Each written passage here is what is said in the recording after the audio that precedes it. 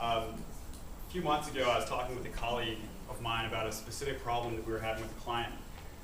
And I remember thinking and saying how surprised I was about how difficult this particular problem was.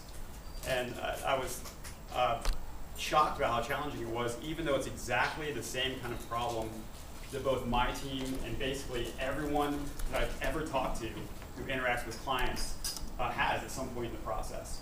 This got me thinking that this is probably something that we should all talk about and we should try to figure out. And I thought that talking about the challenges we encounter in dealing with clients and interacting with clients would make a useful session, and I guess more than just a session, would make a useful conversation. And what I'm hoping to do is talk a little bit about some of the challenges that we've identified working with clients, and then get questions, and more than questions, get a conversation with everybody here and give you guys a chance to share some of your stories and some of the things you guys have learned, so we can kind of learn from each other's experiences moving forward with this. Before I get into this, I'd like to get a sense for who all is in the room, I guess. First of all, do all of you work with clients in one way or another? Awesome. Freelancers? No. I'm just getting into Drupal. I was introduced 2 weeks ago. I've been retired since September. Okay, So, cool. yeah. Freelancers? Cool. People working with internal clients? Okay, cool. And then agencies or design shops, development shops? Okay, awesome. My background's definitely with the design development shop, external clients. My name's Justin Tupin. Here's a session URL. I work with that in Design Group. You can find me on Twitter, where I very, very occasionally say things at either Justin2PIN or @design at our company Twitter account. On Drupal, I'm Justin2PIN, and I blog occasionally on our website as well. Give a little bit of background about our company, again, as it relates to working with clients. Started out in Design Group in 2000, now more than 11 years ago, which is crazy. We're a web strategy design and development company based here in Denver. We work with a lot of large nonprofit organizations, specifically organizations in the publishing, journalism, international aid, social justice industries. And I want to say before I go any further with this that we absolutely love our clients. We work with some incredibly smart, driven people. Because of the kinds of organizations that we work with, they tend not only to be smart and driven, but also deeply concerned with the state of humanity and social causes, and in short, want to make the world a better place. And still, even working with incredible clients, bad things happen in the process. And my team tends to be pretty introspective and self-critical. We do a lot of thinking and talking about what we can do to improve the process. And as a result of that, we've kind of honed in on a few challenges that are common to the experiences that we have in working with clients. We're going to talk about these today. There's 4 that I want to talk about today. I'm sure there are others, and again, I'd love to hear from you guys. The 4 we want to talk about are first, clearly describing the process that we use to work. Second, maintaining focus on goals throughout the process and throughout projects.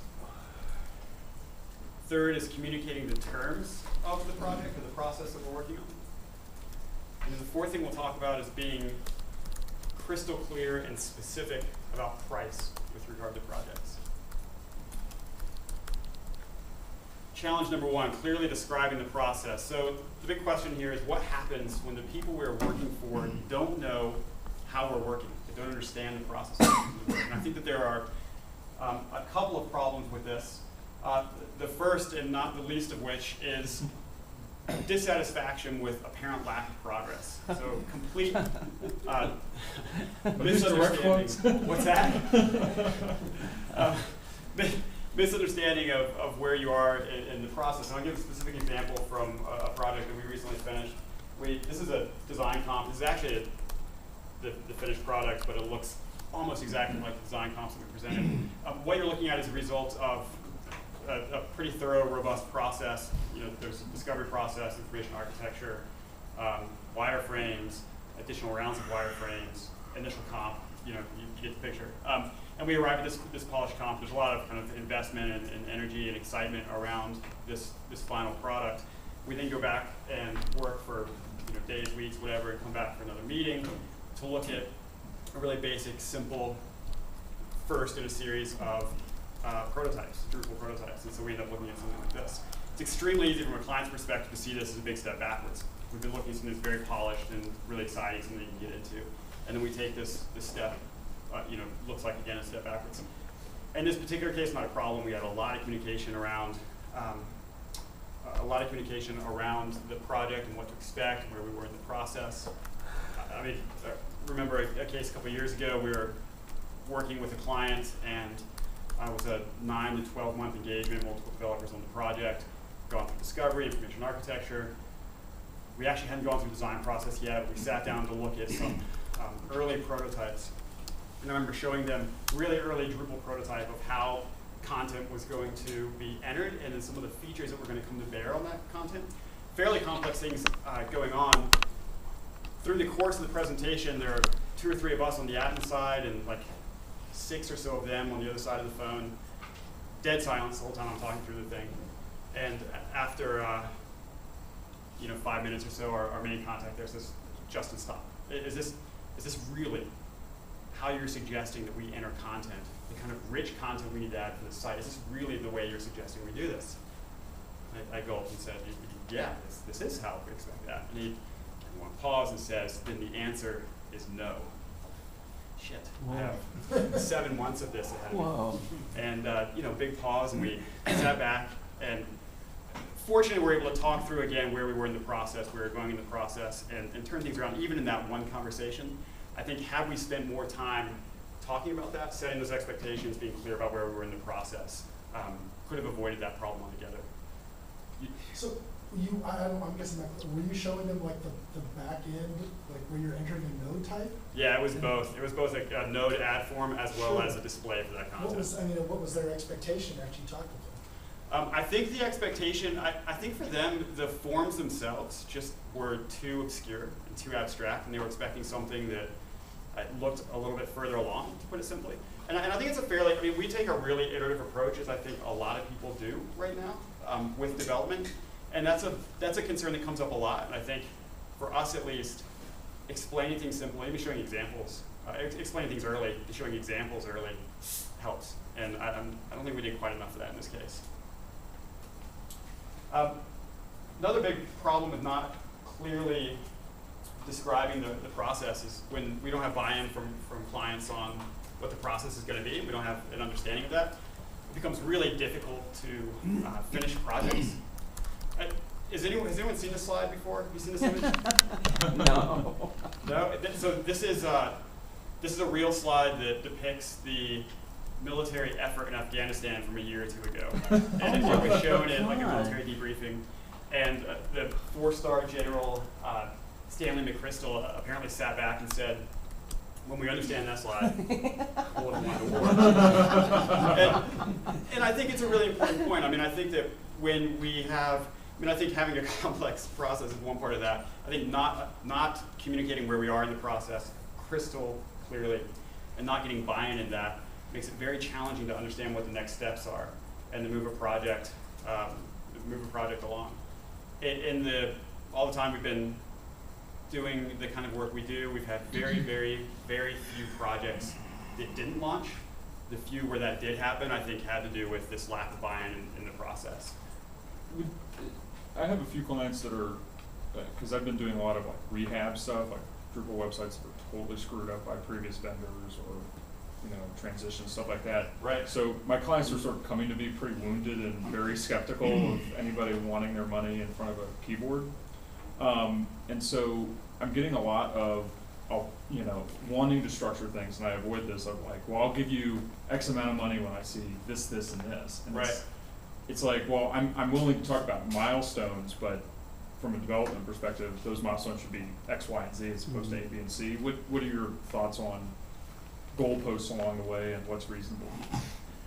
Yeah, well, I think there are a lot of issues there. I think that having a really great referral base, actually, and that goes right back into things we'll actually talk about in a little bit as well, keeping clients really satisfied and the fact that like a long-term client is one of your very greatest sales tools, right? And I think that applies for people where there is that lack of trust also. We've had that, I'll talk about this in a bit too, but we make some fairly, I think, well, I don't know if stringent is the right word, but very clear demands up front about like money up front, when we expect payment, we set those expectations very clearly. And I think we have enough documentation and enough, hopefully clear description around what our process is. I mean, we have like a page on our website designed to show what our process is. It's very simple and elegant. We keep going back to that and revisit this throughout. And I think that just stating your case, making your demands up front, making it clear how this is going to move forward, and then delivering on that is kind of key. And having good referrals. I don't know. Does that make sense? Or? Yeah, or just, you said that your clients are frustrated when they see like a stock Drupal install, but it shows progress, like basic functionality, right. Especially when making it pretty. I always try to stress to people, making it pretty is sort of the last step. Right. Making it work is harder a lot of the time. So, do you try to hide that kind of slide that you showed increasingly? No, we don't. Yeah, we actually show it. I mean, we try to get clients engaged earlier in the process. It seems like earlier and earlier in the process, and just do a lot of communicating up front. And also try to communicate and do some education around what Drupal is. I mean, the case I had talked about a minute ago, that client specifically asked for Drupal. You kind of expect problems when a client doesn't understand Drupal and maybe didn't ask for it, and you come back and show the same. They're like, what? But when somebody specifically asks for it, I don't know. I think it just takes a lot of education up front and expectation setting up front as far as how the process is going to work. I just want to follow on your make it look pretty at the end comment. One of the things that chart you showed, I think that, we always talk about feature creep. Everybody knows that expression and progress, but I have challenges with the clients sometimes will be early in the process. They know it's early in the process. We'll be in a meeting, all of a sudden, the meeting will bog down because they want to talk about specific data points in a drop-down list, or where I'm like, that's data. You put that in later yourself. I don't make that pretty. You put that stuff in later, But I think at that point, what they're asking really is how does that happen? Right, but I sit there and I'll put one in for them and show them, and then they'll be like, great. Well, while you're here, they'll get off in a side meeting and then begin to discuss what 10 other things can be on that list. And I think that's what that flow chart's showing too, is that people got bogged down in the minutia. Right. And you need to come back and say, look, let's focus on the top 10 things that we can talk about today. Right. Where we are in the timeline. And I think, again, it comes back to, first of all, you absolutely understanding your process and spending time refining your process. But then second, just reminding them. I mean, there are many times when I say, great question, not really for today, though. It's coming. The other thing is that in all of my consulting work, I work on an hourly basis, and I'll say to the client, do you really want to talk about this right now when it's costing X number of dollars per hour? Yeah. And generally they'll say, well, no, let's talk about the things that are really important in terms of, and sometimes they'll say, no, this is really important to me. And if it really is important to them, then they're getting value out of that time from you. Right, but I was referring more to the staff conversations on the side that don't really involve me. Yeah. But they're sitting there, they're drawing all those little lines on that chart. Right. Because it's important to them, but it's not important to where we are in the timeline of the project. Right. And I you think have to bring it that. back I think making sure that up front you instill confidence that you know where you are in the project at this point, that you have the experience to know that, and then guiding them and just taking charge of leading that communication. And I'd like to hear more, Matthew, about what you're talking about as far as time and materials billing, where you're saying, you're kind of putting that over to the client saying, I don't think this is the right time for that, but let's talk about it now. You're paying for it, and seeing what that does to, for us, we don't do much of that. I feel like I want to drive what we're talking about now. I know what the next step is in the process. I should know what the next step is in the process. Now's just not the time to be talking about this. And it works. I've very, very rarely, you get some personalities sometimes that at least like to be frustrated about it, but I've rarely had to push back on that. I think another big piece of this is being clear about what's unique about your process also, and that also requires knowing your process really well. When you know what's unique about your process, there are two great things about this. One, it's a good sales tool. You know how you stack up better than the competition and kind of what sets you apart. Two, it avoids surprises along the way. One really simple example is we don't do multiple options in the design process. We're extremely design focused. That's something that we're very passionate about and really into the user experience. We absolutely do not do multiple comps. And we say it up front, we stand by it, and if somebody says, if somebody asks for that, we push back. I should clarify, Our approach is show one concept and iterate. And when we say iterate, we're willing to show one concept and turn completely around if we need to. But we don't do multiple options and pick and choose between those multiple options.